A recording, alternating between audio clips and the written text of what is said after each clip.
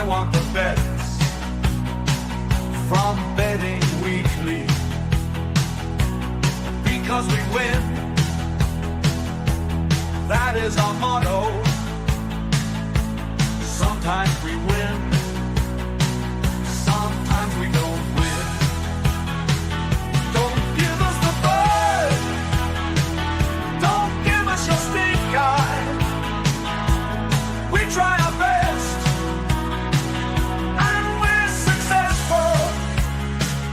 Come watch our show. Bet Rivers sponsors. It's time to start. Enjoy the show.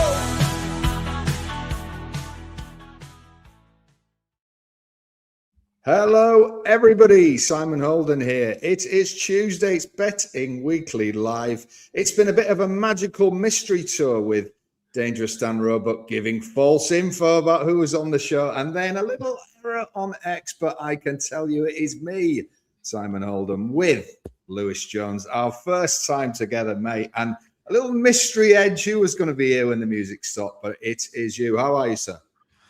Yes, very well, mate. Always good to get a bit of mystery into our lives, isn't it? It makes things a bit more spicy. Quite interested to see how much this show will descend into chaos, I think, here, Simon. But we're going to hopefully between the chaos, we can find some decent angles to exploit. And I always seem to come on when there's been a daily double one the day before. Obviously, Nathan Joyce was on and nailed it again. So I've got an absolute always the way it comes to me. After we've landed one, so I always like to feel the pressure. Always, was it pressures for tires and all that, as Alan Shearer once famously said. But yeah, it's always on after the day double was won. So hopefully we can jump on the that winning feeling that Nathan delivered yesterday. Yeah, they were fantastic, and our friends on the PM show did the double as well. So well done to Doug and Mike. They are in form. We are in form. Nathan Joyce doing the business yesterday. No pressure, Lewis. This will be a mere penalty kick to a man of your abilities. Well, we are going all over the place today. Very quickly, welcome Real Brendan King, Byron, Ray Burke, all the team that are in Stairway to 7. Dangerous Dan Roebuck. He has at least joined us. He may have got the names wrong, but you can't keep a good man down. And we are going to go to Scotland. We are going to go to Italy, and we're going to go to the English Championship. And if that's not enough, we're going to have a look at the second leg of the Carabao Cup semi-final. But we shall start in Italy. With a very interesting game here. Now, AC Milan have got a chance, Lewis. It is a chance to win the league, but they really need to go on a winning run starting tonight at Bologna. Bologna, who've had a good year, but have hit the buffers somewhat and have had a poor Christmas and New Year spell. So Bologna are plus 190. They'll still have their fans, I'm sure. The tie at plus 210. And AC Milan at plus 155. So, Lewis, have you been impressed by AC recently? Oh, good question to start there, Simon. I'm actually a little bit cold on AC Milan actually this season in Serie A. They've got everything sort of aligned for them, really, because they haven't got European football to contend with, which is obviously a big advantage in this day and age with the schedule, which keeps ramping up every season. So they've got that in their favour. And yes, they're on a 21-game unbeaten streak in Serie A, which is a very commendable thing for any football team to do. But there's been some signs for me in their games away from home against teams that they're going off prices that they are like today against Bologna. So against sort of the borderline elite of Serie A, their away games, there's been some red flags for me in terms of their performance metrics. They're actually unbeaten in these 6 games that I'm sort of covering in this sample size. That was away at Roma, away at Como, away at Fiorentina, away at Inter, away at Atalanta, and away at Juventus. They're unbeaten in that sample size. They won 2 of them and drew 4. But having dug a little bit deeper into the numbers of those matches, I think they've been very fortunate actually to remain unbeaten in those games and had to rely on their goalkeeper, Mike Mannion, to get them over the line on a few occasions. And sort of relied on the opposition missing chances at key moments in matches. So I just ran the numbers really from those 6 matches, which I think are relevant for this fixture here. And the XG figures, total figures in those aggregate games over the six, it read 6.1 to Milan and 11.52 to the opposition, and the shot count was 51 to 102. So that just shows, just sort of telling me that there's probably a bit of regression to come with this Milan team at some point based on their underlying metrics. And I'm happy to put my faith in Bologna here. Actually, at the prices, there's been actually a bit of money for him, Simon, over the past sort of 24 hours or so. Yeah. Noticed that this morning, I think around sort of plus 240 24 hours ago. It's moved into plus 190 now, and I think the Asian line has moved from almost a plus a half now to sort of nearly the Tino bet or the zero Asian handicap. So I want to be with the money here with Bologna, because I'm sort of waiting to strike to end this Milan unbeaten run, because I don't think they're a team that can go the whole season putting these sort of runs together unbeaten. I think it's going to end at some point. And one of my sort of strategies in betting is being there to strike when the trend ends, or the sample, or the long running sort of sample size of results ends and it snaps. And I think it might do in this game here. I think Bologna might go and win this game. And I just want to be there profiting when this Milan run comes to an end. And I think it might tonight. So the way I'm going to approach it, I'm going to take Tino bet Bologna here, minus 104. I say the market has moved in their favour a lot. So I'm a little bit annoyed that I've missed the price or been able to get a bigger Asian line on my side. But I do think that's a nice way to approach this. Just want to be there when this Milan run ends. And I know they've got a lot in their favour. As I mentioned, they've got the schedule advantage. They've got a lot of good forward players in that team. But there's just been enough signs that this team maybe aren't as good as they're showing, especially in these big games away against the better teams in the league. So yeah, happy to take the Tino bet here, Simon. So yeah, it's one of my, I'd say, strongest plays of the night, that the Tino bet Bologna. Excellent. So behind the kind of bare results, you're seeing a very different AC Milan that might be about to run out. John Tate, 84. AC Milan unbeaten in 11 away games since the beginning of December. Bologna have only managed to beat bottom of the league Verona, a stretch of 10 Serie A games. But, runs are there to end, as they say, Lewis. The general feeling in the chat appears to be much more with you than John, it's fair to say, with a lot of people backing your view that Milan are not all they're cracked up to be. Is there any prop bet that's taken you in that game, particularly? Well, no, nothing really stood out. Really, I think all the market seems to be pretty aligned. I was trying to look at the Bologna strikers on the sort of shots on target and shots lines, but everything seemed to be pretty tight for there. So I was rather than overcomplicate it and going down what I like to call a Roebuck rabbit hole with some of these prop bets that we can go. Never want to go down there. No, absolutely not. We are just keeping it simple and just having a unit on the Bologna Tino bet, because I just think, I think you don't need to overcomplicate it sometimes, and you just got to back the team that has been supported as well in the market and has got a lot going for them at home. They beat Milan in the cup final last year as well, if memory serves me right. So there's a bit of recent form there in big games. So that they're not in the best form. I know someone said that on the chat there. They're in a bit of a ropey run of form at the moment, but they were very unlucky in their last Serie A game. I think they were 2-0 up with about 60 minutes gone, and their goalkeeper got sent off, and the game sort of like went away from them. They lost 3-2. So they're just having one of these patches in the season where things are just sort of going against them a little bit. But on their day, they are one of the, I'd say, probably top 7, top 6 teams in Serie A, I think, based on the metrics that I've been looking at. So they can easily compete with this Milan team, who, as I mentioned, are just a little bit overrated for me. Would it be slightly obvious to draw from your remarks there that you don't think AC are going to be able to catch in this title race? Well, I think they've got a few more big games to come against some of the bigger teams, so that's going to make or break their season in terms of the title race. But I do think Inter are the strongest team in Serie A, and the market sort of supports that as well. I've only really had a good look at them against the English teams really into this year in the Champions League, but it's a hard thing to correlate, isn't it, with the English team so far ahead in terms of just the matchups with any team on the continent. So it's hard to draw too many conclusions from that regarding eye test, but they got good players in good key areas. Bastoni's one of the best, I think, centre backs in the world. You've got the front two, Martinez and Thuram, who just caused so many problems. Barella in midfield. They've shown over the past sort of 2-3 seasons they've got the core of that squad is probably the best team in the league, and they should go on and win it. But again, it's this schedule argument, isn't it? Can they manage the Champions League and other commitments alongside Serie A? That might be the thing that Milan might be able to pip them at some point, just with having the extra legs. But at the moment, I'd be very much in the Inter camp. Yeah. Now, a general question about this game, but about all the games we're going to cover today. Now, we're both based in the south of England, of course, Lewis. No confusion about that, my friend. Never. Never. I'm looking out of my window here to a very, very dismal, rainy day. Now, we've seen on our news European weather warnings. We've certainly got another week of wretched weather here. Many of our friends on the eastern seaboard, of course, are snowed in. We had people from Canada yesterday, how cold it is there.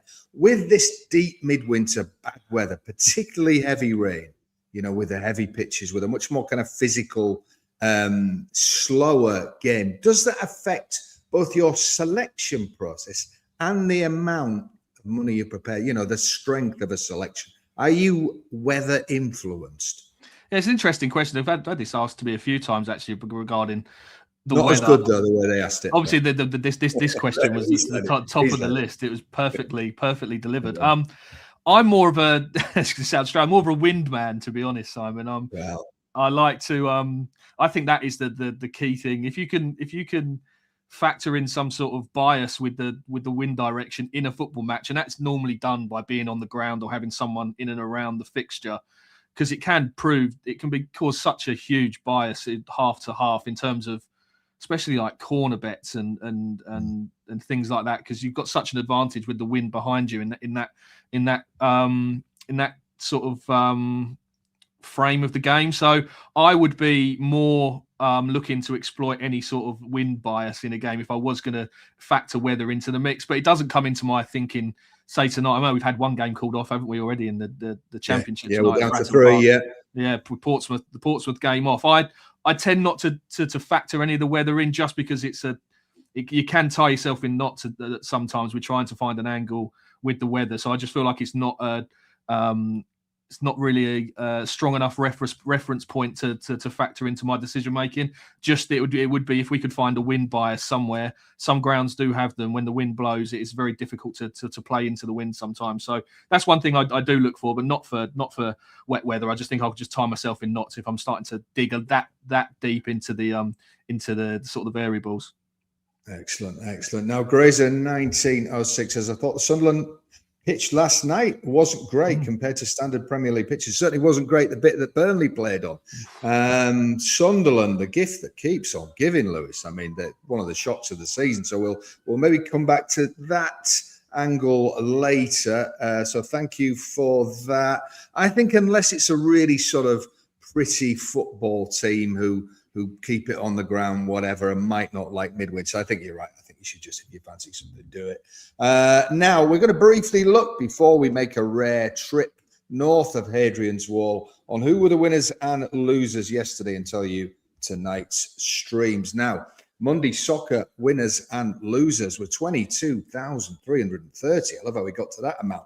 On Roma, live on the double chance at plus 120 v Udinese, but unfortunately that money stayed with Bet Rivers. 20,000 on Roma v Udinese at over 0.5 goals, home goals, minus 213. I wonder if that was the same better, because he had a bad night. That was a loss as well. $20,000 on Burnley, over 0.5 goals versus Sunderland at minus 159. That money stayed in the Bet Rivers. Oh, I feel that. I feel that pain. I feel that pain. I was on Burnley last night as well on the handicaps, and I thought the market moved in our favour as well in terms of Burnley pre-match, and I was.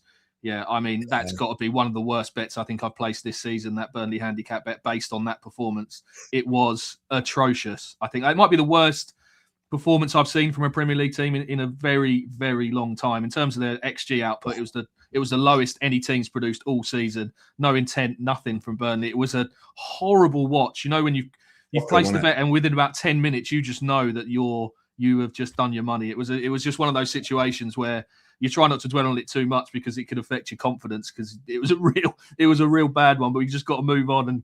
But you've brought it up, so I've got it in my head now. So thanks. Yeah, for that, sorry, I didn't want to bring it up because I backed Burnley as well. The thing about that is every result is one match, as they say, but I don't think Burnley are going to get over that. I think that's game over for them. I thought I think so.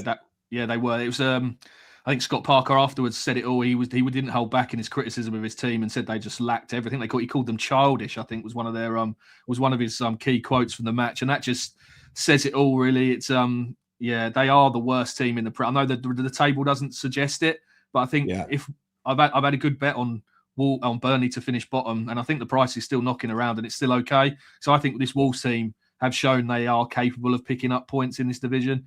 Whilst Burnley last night looked to me, they were borderline gone. I think I know we're only in February and there's still lots of football to play, but they just look like a team bereft of any sort of ideas or intensity or any sort of hope to survive. And I think Wolves have maybe got that, looking to build towards next season, I think, with that manager, Rob Edwards. So, Wolves to finish above Burnley, I don't think it's the worst bet if you can find a price on that, because I think this Burnley team just might be gone. Yeah, I think since Christmas, Wolves have been by far from the worst team in the Premier League, whatever the actual physical table says. So that's interesting there. Get on Burnley to finish last. They were the good news for bettors. Here was the bad news. Here's some Monday long odds winners. $25 on O'Higgins versus Concepcion Live. Both teams to score yes at 28 to 1. That won $700. They're the best bets. Bet small, take out a nice pot. 50 on Inter San Carlos Live. 25 to 1 v Santa Cruz to win 1,250. And 150 on Kansas on the money line at 10 to 1 v Texas Tech to win 1,500. Well, where can you check out the action today? Here are the notable Tuesday live streams. The game we have just discussed, Bologna v AC Milan. That is live streamed. Arsenal v Chelsea will be coming to that. You can watch that on the app and the website. 2 Coupe de France matches, 4 EFL. Wrong, one of them is off. That'll be the 3 then. Barnet v Crewe in EFL League 2 for you diehards. WT action in Abu Dhabi and ATP in Montpellier. So if you want it streamed, Bet Rivers is the place to go. Well, Lewis, we are not regular visits to Scotland on this show. However, there is a long-running theme this year as Nigel and the great Neil Channing on the Dojo have launched this campaign, this incredible bet behind Hearts. Hearts, of course, have a big chance to go 9 points clear tonight. So we are going to have a look at that game. I know it's one that you're interested in. So we are going to Hearts v St Mirren. St Mirren plus 310, the tie 240. That's been nibbled at in a few places, I've noticed. And Hearts at minus 115. So first question has to be, is the Hearts dream not just alive and well, but is it looking more likely than not they're going to do it? I think so, Simon. Yeah, it's a really fascinating market, this Scottish Premier League title race, which has been covered excellently by Nigel and Neil on the dojo. It's a really interesting way of assessing a market, because obviously there's so much bias, isn't there, towards Rangers and Celtic. And just for our American viewers who aren't accustomed maybe with the Scottish football scene, this is Hearts winning the Scottish Premier League would be a huge shock and a massive deal in the world of sort of UK football, because no team in 41 years has won the Scottish title that aren't Celtic or Rangers. So this is a huge story in Scotland. And despite being 6 points clear, could go 9 points clear, they're still plus 160 for the title, and Celtic are still favourites for this. And it's a baffling situation, I think, because I think this Hearts team have shown over a large sample size now, over 12 months, that they are arguably, I think they are the best team in the division, and Celtic and Rangers have had so many issues this season, and I think they're playing. It's too much to catch up a team of this class, I think. So this plus 160 for them to still to win the Premiership, the Scottish Premiership, is a price which I actually make that a little bit of value in your favour. It's a mad thing to say, because they've obviously been at. Everyone probably would have jumped on at sort of 33 to 1, 40 to 1, even sort of going down to sort of 12s, 10s, and 8s. People were probably making that value. But a bet like this can still be, I think, in your favour at this level of the market. And I think plus 160 is still absolutely fine to get involved with, even now for Hearts, especially 9 points clear tonight. It's a hell of a gap for Celtic or Rangers to come back from. And yeah, this game tonight, I mean, Hearts around even money to win wouldn't put people off that at all. I mean, the striker Shankland is out for a couple of weeks for Hearts, which is a little bit of a worry. But St Mirren only 2 wins in their last 17 games now, and only scored 3 goals in their last 8 matches. So they're a team that get the ball forward quite quickly, and they do create healthy sort of underlying attacking numbers. They just haven't got the quality to take the chances. And I sort of saw that firsthand when I actually covered the Hearts game versus St Mirren 20 days ago. And Hearts won 2-0, but they had to play 75 minutes with 10 men after losing a man very early in that game. And they were very streetwise and comfortable. And it was a very impressive performance to win that game with a man less, for nearly 75 plus minutes. So wouldn't put people off Hearts here around this even money.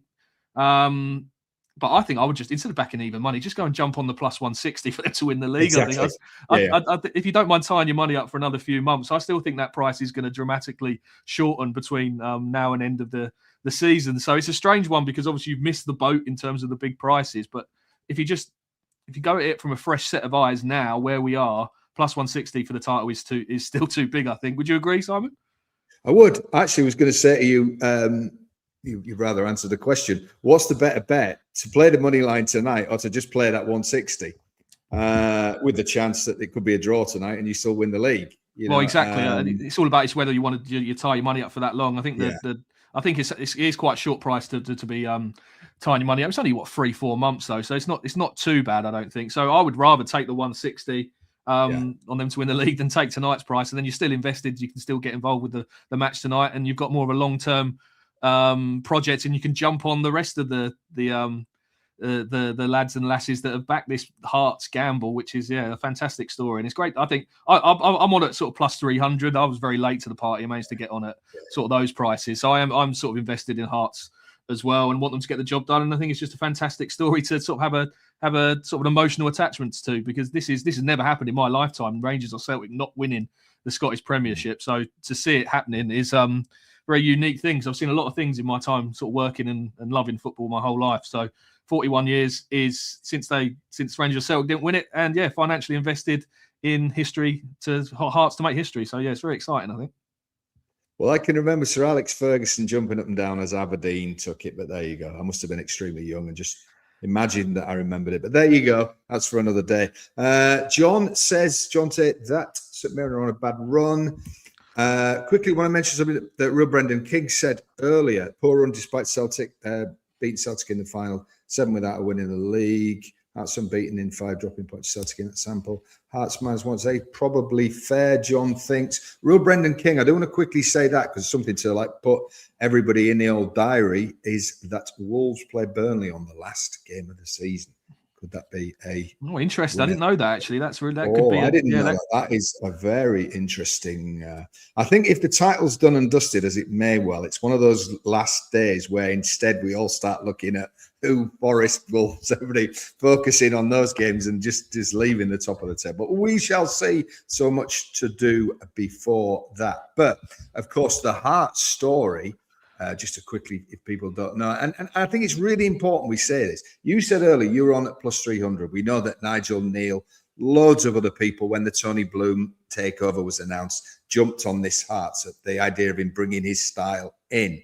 But people often say, "Oh, I heard they'd done that. I wasn't on," as though somehow that precludes them from getting involved. And of course, it doesn't. It doesn't matter.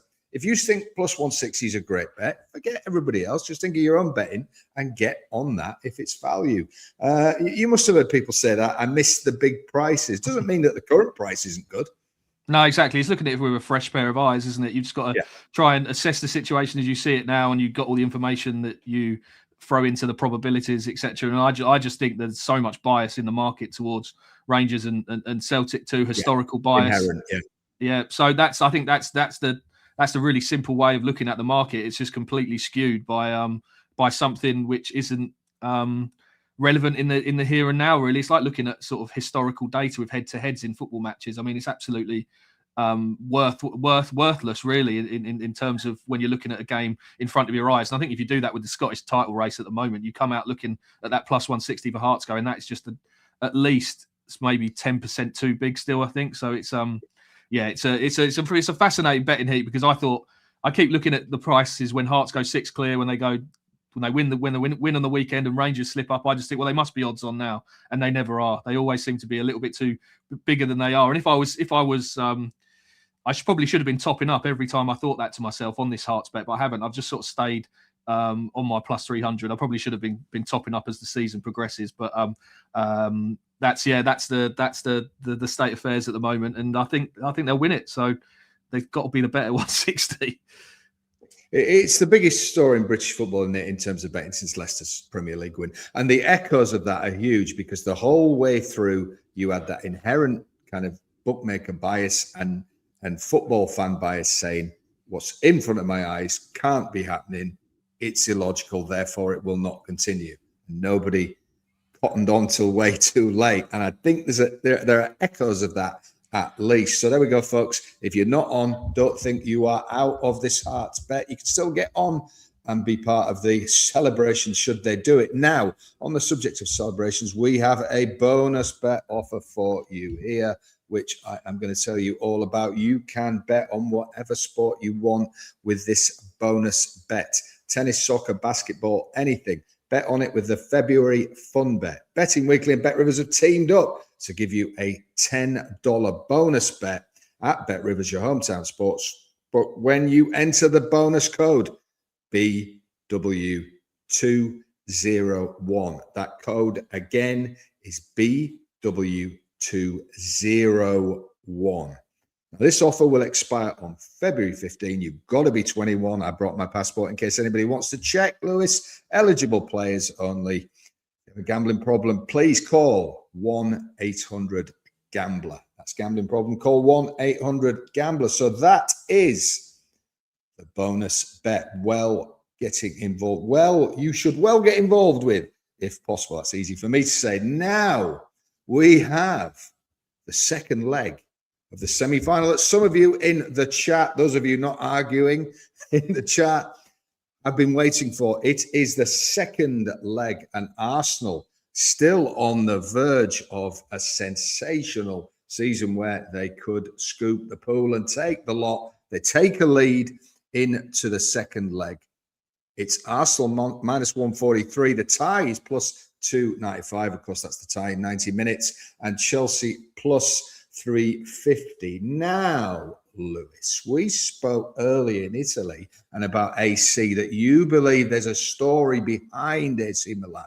They are not as impressive as it seems on results, basically. And this game, to the casual eye, appears, I think, done and dusted. But it's not quite that simple, is it? Arsenal have got one hand in the final, but it's only one hand. And I think this is going to be a pretty close game. So what do you think? If you're thinking along that line, Simon, then you might want to have a look at the plus 525 for Chelsea to qualify for the final. I mean, but I like that.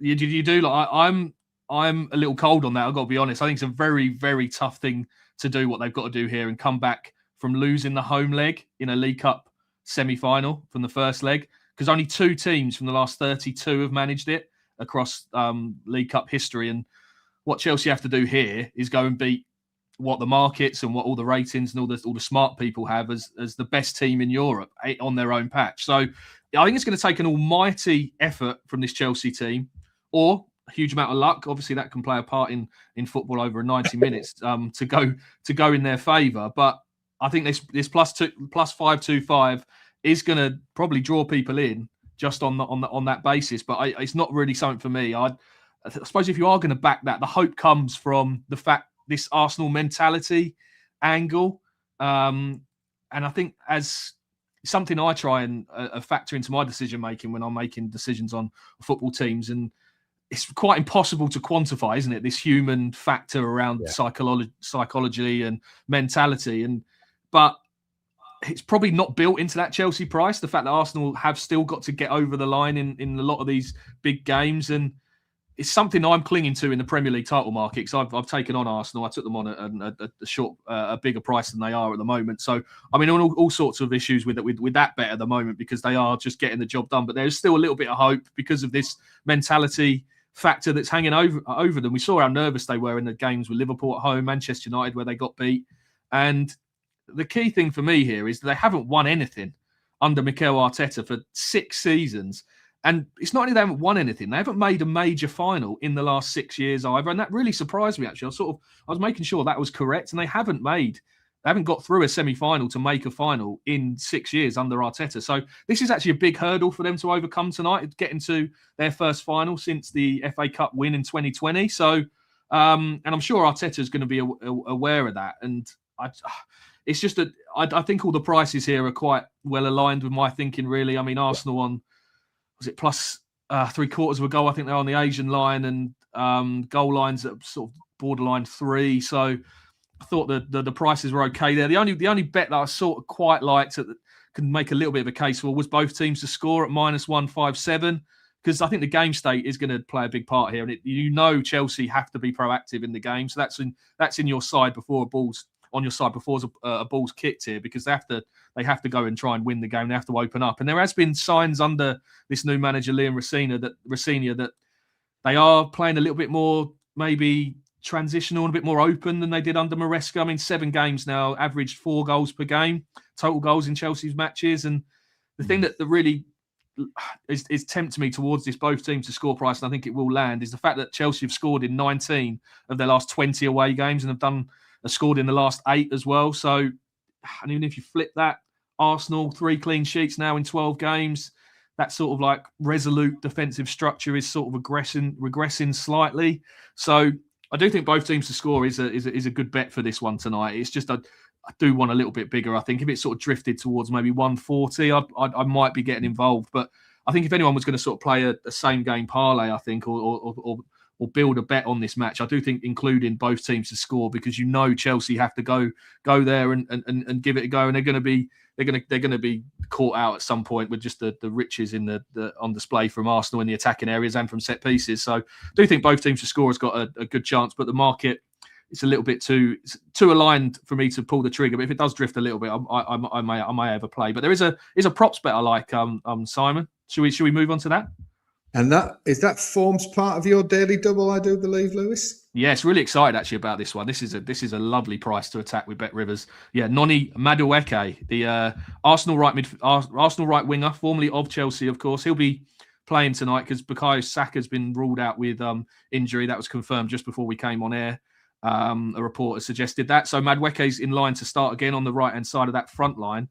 And I really like his shot prices here with Bet Rivers. I think we can get over 1.5 shots line is at -130, and that's going to play part of my daily double. I think that's a really nice bet to attack, because this is a betting strategy I like to play around a player's motivation when they play against their former team. Sort of a case of the X, Simon, in a way. There's a real theory here that's got some legs in it from a betting point of view, because these players that go up against their former teams, especially attacking players, become a little bit more greedier. And that we can profit from that in the shots market, I think. And the great example of this, I always use this, is Jack Grealish when he plays against Aston Villa. Traditionally, he's a very sort of low volume shots player, but against Villa, with the crowd sort of giving a little bit of back, and obviously the eyes all on him, whenever he gets into a position to have a shot, he has a shot against Aston Villa. He doesn't normally do that in his normal game. And I think Madueke is going to be in the same mood tonight. Against his former club, playing in a game where Arsenal are going to get chances, they're going to get space on the break, and he is going to be that little extra motivation factor is something that the bookmakers can't really factor into a way. These shots prices are priced; they're just priced purely on algorithms. And even if you just draw his raw data of his time at Arsenal, he's averaging 2.6 shots anyway per 90 in his Arsenal career. So we're already sort of ahead of the market there. We're drawing down the raw data. So when you throw in this extra motivation against his former club, and also the makeup of his position, he plays off the right, cuts in onto his stronger left foot, and I always think that's a really nice tactical analysis to make on a player. They're always more likely to shoot when they're cutting in on their stronger foot, and he's going to play off the right tonight onto his left foot. It's going to open up for him a couple of times, and he's definitely going to want to try and grab the headlines, silence the Chelsea fans, and help Arsenal on the way to the semi-final. So I think it's a really lovely chunk of value here on this over 1.5 line. And as we've mentioned so many times on this show, you can get the ladder out as well, because the over 2.5 line here is plus 210 for Noni Madueke. So him to have 3 shots in the game is plus 210. I think that's worth a look as well. But just for the daily double purposes, I'm going to put the over 1.5 line into the double, and hopefully he gets a lot of ball, and he's in a greedy mood, Simon. And it's the I'll show you system from Lewis Jones for the former player. I love that. Yeah, I do like that. And you're right about Grealish. I noticed that in the Everton Villa game. He was certainly more aggressive in intent, shall we say, than some of the others where he's keen to flick it and play it back and do the work. So he was head down and going for goal. So let's hope that goes in. That's the first part of the daily double. I just wonder, the longer that Chelsea can stay in it, the more it might get nervy, the more they've got a chance of pulling this off. And I wonder as well, listen, I think it's unlikely. The question for me chasing it, is it plus 520 unlikely? That's the question. And I just know that the talent of this Arsenal team, and when they're on it, they're a very difficult team to score 1-2 goals against, let alone 3. So because Chelsea are going to have to open up, and they're going to leave themselves vulnerable at some point in the match. So you're going to need a lot of things to go your way. But this is a 90-minute football match, low scoring sport. Anything can happen. I think I just want a little bit bigger than that, plus 525 to get involved with Chelsea. I think one thing we could agree on is if you were Mr. Rosinia, you would be showing the highlights from the second half of the Man United game for about 3 hours before, and then on the coach, and then before. So we shall see. But that is the first part of the Daily Double, and we finish our extravaganza today with a look at the 3 remaining. It should have been 4, but the weather has claimed 1 championship bets. We have Sheffield United, who what seems like years ago, me and the mighty Meat Man gave us our relegation dark horse v Oxford. We've got Hull v Watford.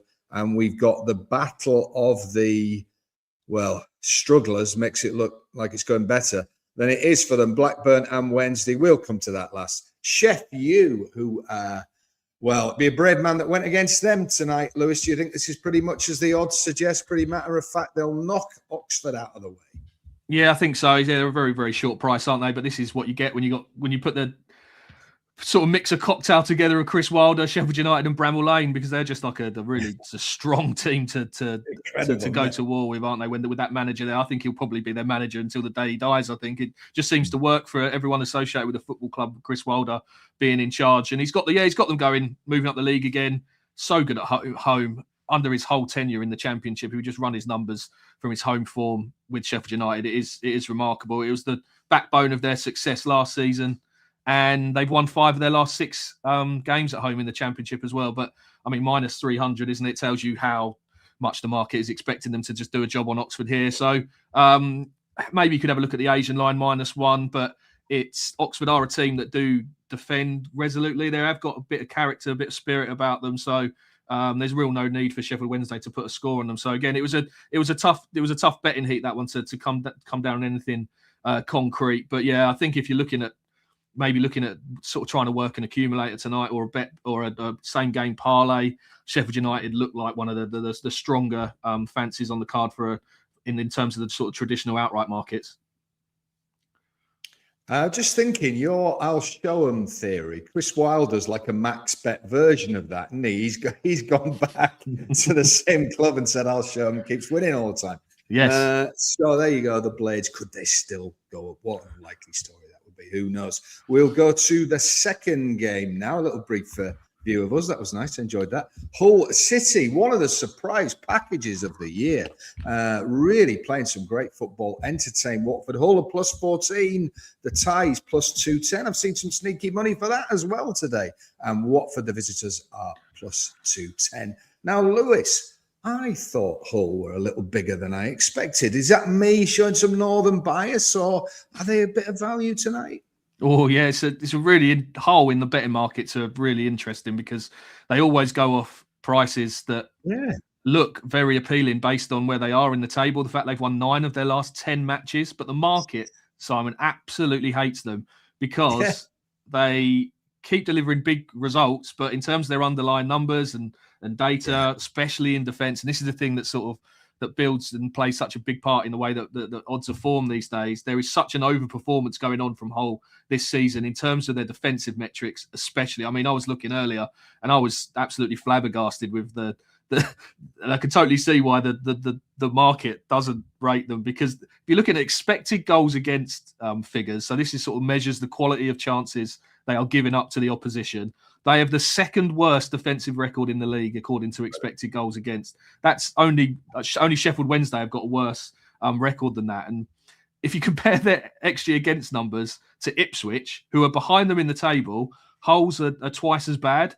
So it makes little sense. And someone that likes analysing data and putting it into my decision making when it comes to bet, this is really sort of like sending me a little bit all over the place, because they are rowing against their underlying data from a defensive point of view so heavily, but it doesn't seem to make a difference because they just keep winning every week. And this is why this price is as it is, and it is going to look going to look appealing to the people just scanning the prices, I think, because you've got a team here in third, Hull, won 9 in the last 10, against a team that have just seen their manager walk out in Javi Gracia, in very odd circumstances as well. I don't think he was sacked; he sort of resigned. So you think there's a lot of positives for Hull in this matchup, but I would be a little bit wary of Watford just in this situation. I do think there is there's an exciting young attacking team there that Gracia has never really managed to get a hold of and release the shackles of. In a way, he's a very sort of defensive-minded coach, and it's sort of held them back, I think, especially in the last 5 games. So it wouldn't surprise me to see them up their levels a little bit in attack with the manager change and an interim manager coming in. They're quite a dangerous team, this Watford team, and as we've seen from Hull, they allow lots of big chances on their goals. So can you run away from the expected goals data for the whole season potentially? But surely it's going to come and bite them at some point. So I would just be a little bit. I can definitely see why that +114, +115 is appealing to a lot of people. But I would just be a little bit wary. And if you were looking for a bet, I mean, both teams to score looks okay to me at -148. I do think this whole defence do concede lots of big chances. Yeah, they do. Watford are going to play probably with a little bit more freedom, and Hull are always good for a goal as well. So both teams to score -148. I thought that was probably the way to play that one, but it'd only be a lean.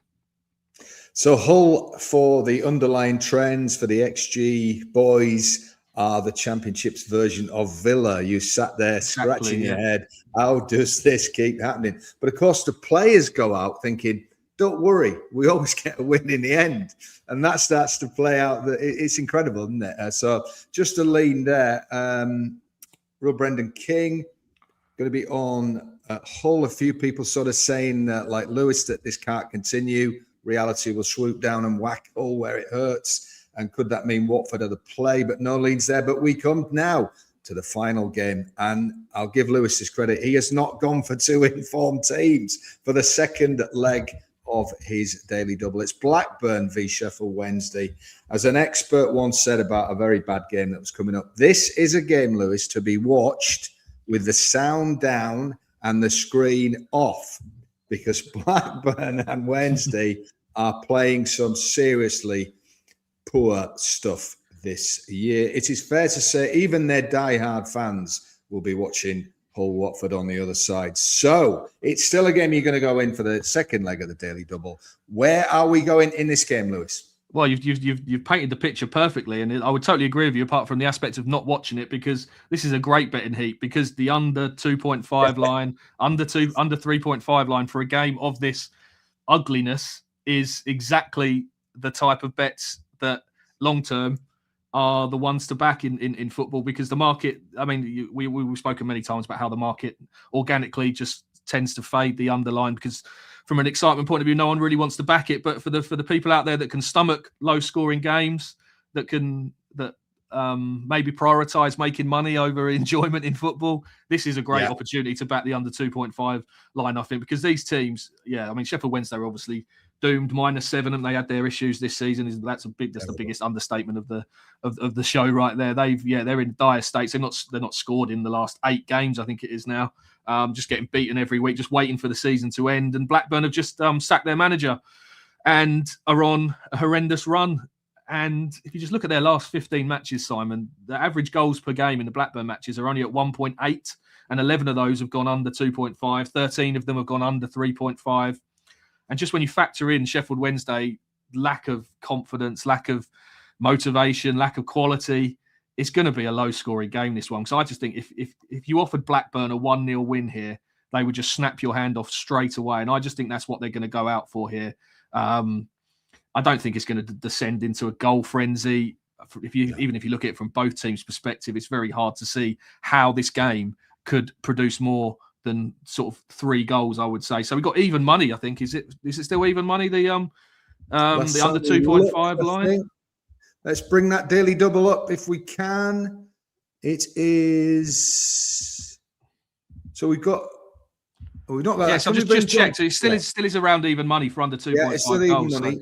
So looked really on the generous side, the under 2.5 line. But just for the daily double today, I was looking for something just to boost this Noni Madueke shots price, and the fact we can boost it up to the sort of 1.5, plus 150 mark, with this under 3.5 line in this Blackburn Sheffield Wednesday game, which just looks a game is just hopefully going to define unders backers paradise, really. So it's 2 teams just on the floor confidence wise. Blackburn just going to go out, just try and get any win they can just to get a bit of momentum, some win back in their sails. And if you combine that under 3.5 line with that Madueke price for the over 1.5 shots, I think you've got a really nice price there. Plus 150, 6-4. I think that's a really that's a winner in waiting, hopefully, Simon. Excellent. So there we go. That is today's daily double. My advice would be to watch Arsenal-Chelsea, which I think will be a classic, and watch the other game on scorecast.com or wherever you get your results. Just hope for no notifications on the Blackburn. And hope that nothing flashes up when it goes and you don't have to see it. Yeah, it's a diamond in the dirt, as we say in betting terms. Well, there you go. Fantastic daily double there, Lewis. What is the best bet? Doesn't have to be part of the double. Just give me one bet for tonight on the card. Yeah, I do like the Bologna Tino bet against AC Milan. I do think this unbeaten run is going to end at some point for AC, and I just think this is the type of fiddly fixture away from home at one of the better teams in Serie A. The market is moving positively towards Bologna. So I think even though we've missed a bit of the juice in the price, I still think it's backable with the Tino bet around sort of minus 104. But yeah, I like the daily double and the Madueke shots line. If you can, I would even go higher at the over 2.5 shots line at sort of plus 210, even if you can get a plus over 3.5 line. Have a look at that as well and ladder it all the way up, because I think he's going to be a man with a point to prove, as we've mentioned, extra motivation in an open game, and he's going to be shooting a lot. So yeah, there's some interesting angles, and hopefully we can have a profitable night. Sure, yeah. The Lewis Jones I'll show you system is on play today. And one thing I think people should look out for, I think it's a really important point that Lewis has kind of highlighted today, that underlying trend. Of course, Milan on the book, on the pure results on the table, doing well. But Lewis thinks that all's not what it seems. And of course, with Hull, we've been through that again. Are they the Championship's version of Villa? Is reality. And the way we look at football and expect how we predict, is that going to catch up with Hull? And will that happen tonight? So 2 little things to look out for there. Thank you for your company, Lewis. I've enjoyed our first show together, my friend. I hope we can do it again some sunny day, as they say. Yes, absolutely. We can stop all the weather chat about rain and wind and how it's going to affect football matches. Exactly. Let's hope the next time it's too hot, the games have been called off. Let's go to the pub. But, folks, the fun's not over on this channel. For those of you who think it hasn't begun, the fun's not over, because we've got the PM boys, and they, of course, landed, Dougie. They landed the big double themselves yesterday. Look out for that. Look out for Game Bet Match, as the tennis team are back to the day job after the first major in Australia. They're back to a WTA, and, of course, Sean and Nigel with the men's tennis. One thing I noticed, Lewis, that one of the tournaments is in Transylvania there. So make your own jokes on that. I didn't know it was a big tennis was a thing out there. I thought they were too busy with nighttime activities, but there you go. I'll keep my thoughts to myself. I'll let you down that hole, mate. Yeah, you can make your own jokes up in this game. Probably better if you do actually watching. Thank you for everybody who's commenting and joined in the show. And of course, folks, it takes a couple of seconds to hit the subscribe button. So if you're a regular viewer, we know loads of people watch this show and are not subscribed. It really helps us with that algorithm. And also give us a thumbs up if you've enjoyed it. Let's hope we can land that daily double. Let's hope we've given you some information. Lewis has given you some good bets, I think he has, on the games today. Betting Weekly Live will be back tomorrow. Check out the bonus bet. The details for that are in chat. And Betting Weekly Live will be back tomorrow. Gamble responsibly. Have a great night. And the show will be back tomorrow. So from me, it's bye for now.